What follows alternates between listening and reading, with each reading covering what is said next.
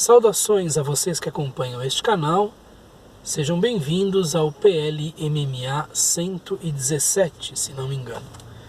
Dando prosseguimento a esta série, chegou o momento de falarmos de mais 5 entradas ou mais 5 capítulos do livro 9 das Meditações de Marco Aurélio, isto é, capítulos ou entradas de 30 a 34. Como sempre, a tradução de referência é aquela que nós temos utilizado, a de Dona Virgínia de Castro e Almeida, que está em domínio público, e você pode acompanhar a leitura, a análise e o comentário que serão feitos ao longo dos próximos minutos, porque a transcrição do trecho é feita aqui na área de descrição do vídeo, aqui embaixo.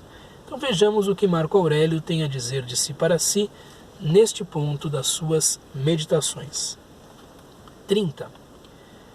De um ponto de vista elevado, considera esses milhares de rebanhos, esses milhares de festas, essas diversas travessias em plena tempestade ou calmaria, esses seres diferentes que nascem, coexistem e morrem. Lembra-te da vida que outrora viveram outros homens, e da vida que viverão depois de ti, e da que vivem presentemente as populações bárbaras. Quantos ignoram o teu nome? Quantos o esquecerão depressa? Quantos te louvam hoje e te censurarão amanhã? E pensa que a fama não tem valor, nem a glória, nem o resto.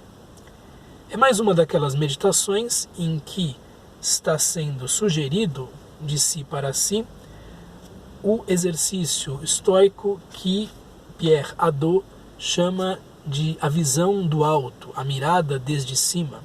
Isto é, imaginar-se de uma posição superior, observando tudo quanto existe dali e vendo o pequeno valor que muitas coisas que nós supomos na visão corrente, na visão mais geral, importantes, na verdade têm. Se nós compreendermos que somos uma única unidade humana, digamos assim, um único indivíduo entre, neste caso aqui, milhões, mas no nosso caso, bilhões, e que há todo um movimentar-se da vida, há todo um formigar ou fervilhar da vida humana que absolutamente independem da nossa vontade, da nossa ação, de nós, e que isto já existiu antes e continuará existindo depois, nós nos damos conta da nossa verdadeira relevância, do nosso verdadeiro tamanho, do nosso verdadeiro espaço de tempo ocupado. Então, de um ponto de vista elevado, considera esses milhares de rebanhos, tudo aquilo que é criado pelo ser humano como rebanhos, como manadas, né? Esses milhares de festas, de cerimônias, de ritos, essas diversas travessias em plena tempestade ou calmaria para levar produtos de um lado para o outro.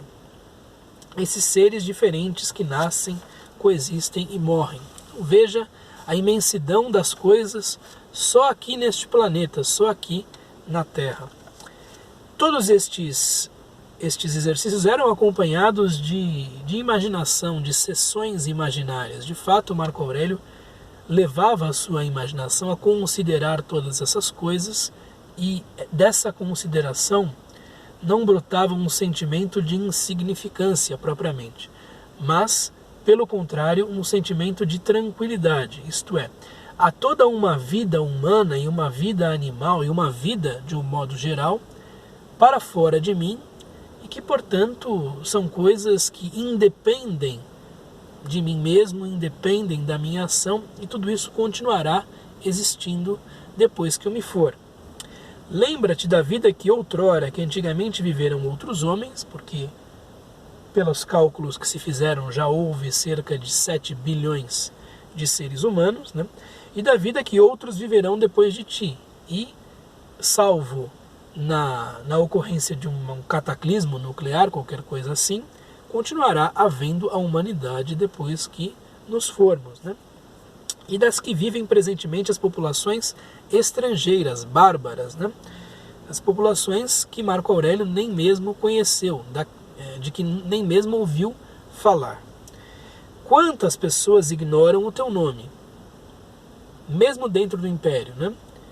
Quantos o esquecerão depressa? Aqueles que hoje talvez pareçam reverentes a você, quantos deles continuarão assim, né? Quantos te louvam hoje, elogiam hoje e te censurarão talvez amanhã? A opinião dessas pessoas pode mudar depois da sua morte ou mesmo durante a sua vida.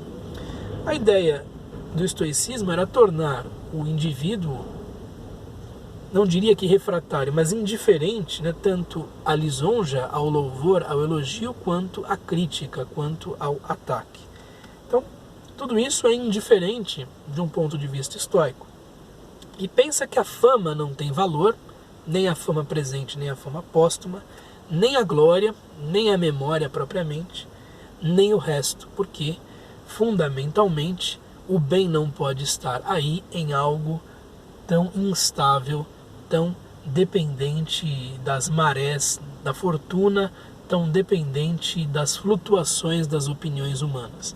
Necessariamente, o bem deve ser algo mais estável e algo que o ser humano busca por si mesmo a cada momento, quando, digamos assim, o atualiza por meio da areté que nos é própria.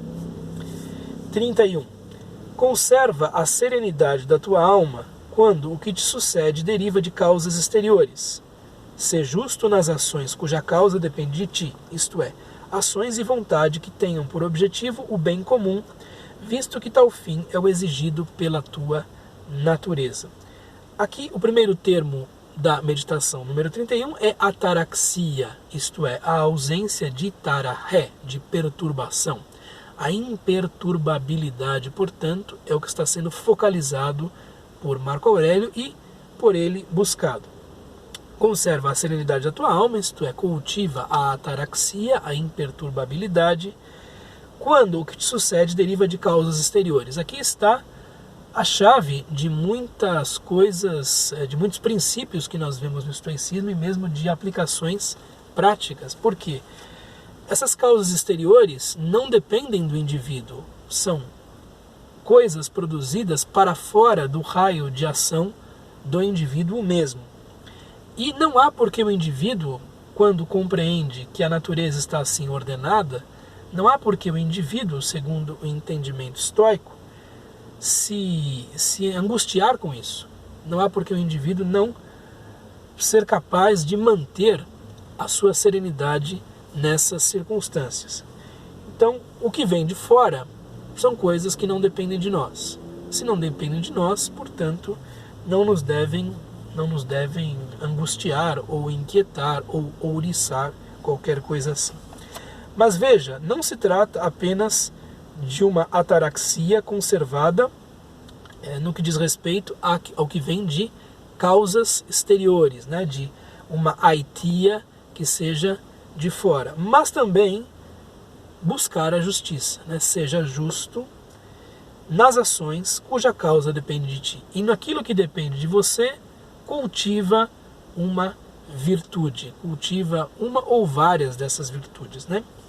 Isto é, ações e vontade, aqui não é vontade, estamos falando de praxis, que é a ação, e de hormé, que é o impulso para a ação. Portanto, desde o impulso até a consecução da ação, nós temos coisas que devem estar de acordo com a dikaiosune, com a justiça, que tenham por objetivo o bem comum, o bem da koinonia, né? Visto que tal fim é o exigido pela tua natureza, visto que procurar ser justo é algo que está inscrito na natureza humana como a realização desta própria natureza humana. Portanto, a serenidade é apenas metade da receita, digamos assim. A outra metade é a atualização da areté, da excelência, sob a forma, por exemplo, de justiça, isto é, de busca pelo bem comum. 32. Podes evitar muitas causas supérfluas de inquietação, causas que residem apenas na ideia que delas formas, e assim terás defronte de ti um vasto horizonte.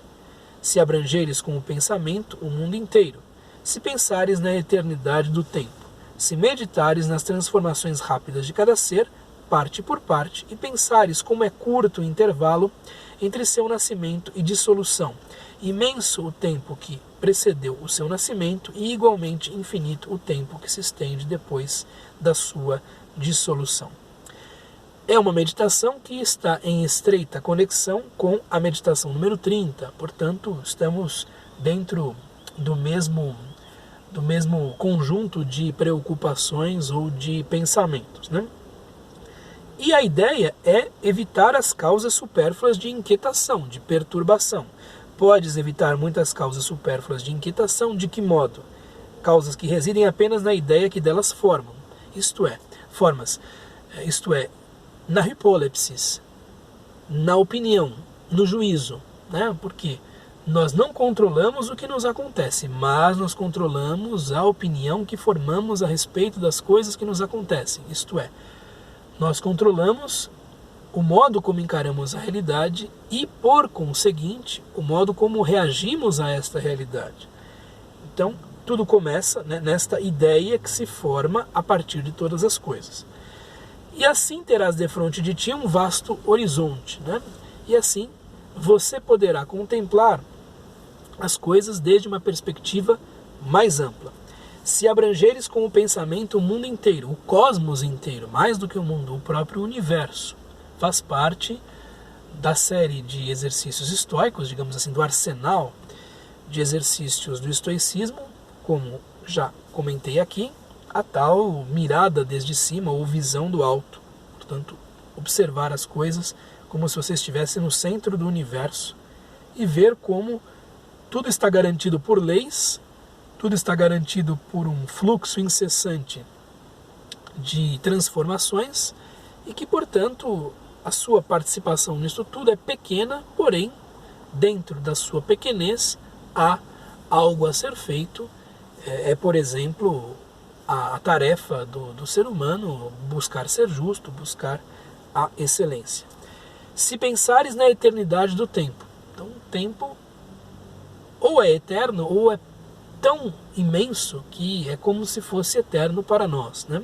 Então pense que antes de existirmos há uma infinidade de tempo e depois que já tivermos ido daqui, haverá também uma infinidade de tempo. Então há dois abismos aí considerados em absoluto, digamos assim, e nada disso depende de nós, evidentemente. Tudo isso está garantido por leis imutáveis, está garantido pelo Logos que a tudo permeia, e nós temos uma participação reduzida nisso tudo, né? Nós somos testemunhas dessas coisas. Se meditares nas transformações rápidas de cada ser, parte por parte, é necessário pensar nisso o tempo todo, e pensares como é curto o intervalo entre seu nascimento e dissolução. Vivemos uma vida breve, uma vida curta, que dura aí algumas poucas décadas, né? Alguns têm mais sorte e outros menos, e a sorte aqui não está ligada à longevidade, mas o modo como a vida é vivida, na qualidade da vida propriamente. Então, há um imenso tempo que nos precede, o imenso tempo que precedeu o seu nascimento, o nascimento de cada ser, e igualmente infinito o tempo que se estende depois da sua dissolução. E isso supondo apenas este universo, porque se nós supusermos mais universos, aí então a visão se torna ainda mais grandiosa, mais abrangente, porque nós estamos diante de coisas apenas intuíveis, digamos assim, são totalmente inimagináveis, né? Quase inconcebíveis. Portanto, a ideia é a seguinte: saber o seu próprio tamanho. Saber o seu próprio tamanho, não para ser levado por um sentimento de que nada vale a pena, por uma espécie de niilismo, de culto do nada, mas para entender-se justamente o valor da vida humana, daquilo que você está vivendo no momento presente, e, portanto, saber avaliar isso e dar o verdadeiro valor para as coisas. 33. Tudo o que vês será bem depressa aniquilado, E os que assistem a esse aniquilamento, bem depressa também serão destruídos. E quem morre em idade extremamente avançada, nada mais alcançará do que outro cuja morte é prematura. Eu acho que a formulação aqui de Dona Virgínia é um tanto dramática, é um tanto carregada nas tintas. Maristella Ceva, por exemplo, na sua versão italiana, coloca algo mais ou menos assim, né? Todas as coisas que tu vês perecerão bem rapidamente, bem em breve. E mesmo aqueles, que viram essas coisas perecerão também breve. E por seu turno, né? Por seu turno. E por seu turno também morrerão, perecerão. E quem morre já velho, né, terá a mesma idade daquele que morre prematuramente. Isto é, a morte é algo que equaliza nossas condições, fundamentalmente, e diante da morte todos somos absolutamente iguais, e morrer mais cedo ou mais tarde não é uma boa medida para avaliarmos, para aquilatarmos uma vida, porque o que importa é a qualidade da vida, como esta vida é preenchida, né, e não a sua quantidade. É possível viver 20 anos muito bem e pessimamente 80, ou o contrário. E fundamentalmente, diante da morte, aquele que morre prematuramente e aquele que morre já velho estão na mesma condição. Portanto, não se pode reclamar disso. Há uma justiça aí, por assim dizer, por parte das leis naturais, por parte dos próprios deuses. Então, tudo o que vês serás bem depressa dissolvido, aniquilado, e os que assistem a este aniquilamento, bem depressa também serão aniquilados, também serão, dissolvidos. E quem morre em idade extremamente avançada, nada mais alcançará do que outro cuja morte é prematura. Temos aqui uma ideia de que tanto o observador quanto a coisa observada estão destinados a uma transformação, a uma perda da sua forma. No caso dos seres humanos, isto se chama morte. E por fim, nós temos aqui na entrada 34 a seguinte tradução por parte de Dona Virgínia: que almas as suas, que interesses procuram, e que mesquinhas as coisas que amam e respeitam. Esforça-te por considerar na sua nudez essas almas fracas. Quando julgam prejudicar com suas censuras ou servir com seus louvores, que presunção. Maristella Ceva coloca mais ou menos o seguinte, né? Que princípios diretivos são os deles? Portanto, estamos falando de hegemonica, né? To hegemonikon, ta hegemonica. Isto é, de mentes controladoras. Não estamos falando de psyche, de alma propriamente. Portanto, aquela parte da mente que controla tudo e é a sede do logos, né? Então, que mentes diretoras são as deles? Para que fins são empregadas? Para que fins são, se tornam operativas, né? Por quais motivos amam e honram? Então, o que move essas pessoas? Considere. Nós já vimos que Marco Aurélio oscila um pouco na consideração dos outros que não são instruídos na filosofia. Por vezes ele se considera um igual a essas pessoas, por vezes ele toma uma certa distância, percebe que, embora não sábio, ele é um procópton, alguém iniciado no caminho da sabedoria, e portanto as suas ações já não são exatamente aquelas dos que são ignorantes, né? E percebe que levar em consideração a opinião dessas pessoas que buscam coisas muitas vezes mesquinhas, baixas, vis, ignóbeis, vergonhosas, não é o melhor. Então ele se diz a si próprio várias vezes coisas mais ou menos assim: considere o que pensam essas pessoas, quais são os desejos que têm essas pessoas, o que move esses indivíduos, porque você vai ver uma certa baixeza e não vai reconhecer algo que mereça ser levado em consideração. Portanto, se está levando em consideração, se está levando em conta a opinião de pessoas que se movem por finalidades e motivos tão baixos, você não está fazendo bem a si próprio. Marco Aurélio diz coisas mais ou menos assim, né? Então, habitua-te a ver, continuo na tradução de Maristela Tcheva, as suas almas nuas, né? Que presunção quando acreditam prejudicar com a sua censura ou ser úteis com as suas adulações.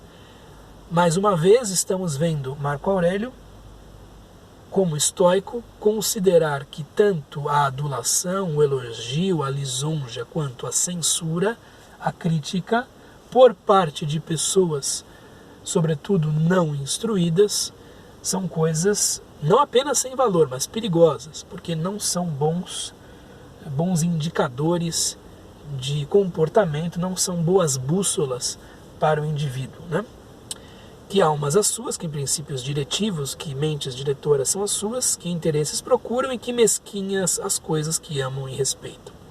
Esforça-te, habitua-te por considerar na sua nudez essas almas que são débeis, que são fracas, né?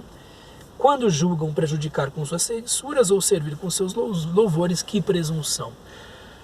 E é muito a posição de todo mundo, né? Então, se alguém fala bem de você, você se sente bem, e se alguém fala mal de você, você costuma se sentir mal. Mas o que os estoicos dirão é que, como são coisas para além da nossa alçada propriamente, não deveriam ser nada para nós, né? E o sábio estoico, essa figura ideal e que existe a cada 500 anos, é alguém colocado para fora, para além, tanto do alcance das críticas, dos ataques, quanto do alcance das lisonjas, dos elogios. Porque isso, para ele, é a opinião do outro, né? De um certo modo, esse sábio estoico terá mais ou menos aquela posição do Big Lebowski, virou até um meme isto, né? O Big Lebowski que dizia, "This is like your opinion, man", né? Isso é tipo assim, a sua opinião, cara, entendeu? Se nós tivéssemos o hábito de considerar aquilo que dizem de nós como simplesmente opinião alheia, sem tomar as coisas de maneira pessoal, muitos problemas estariam resolvidos. A filosofia estoica tenta ensinar isso. Marco Aurélio insiste nesta lição, que é das mais difíceis, e nós vemos em alguns pontos justamente considerações assim nas suas meditações. Eis o que eu tinha a lhes dizer por hora, e continuamos com o PL MMA no próximo vídeo. Um abraço, até mais.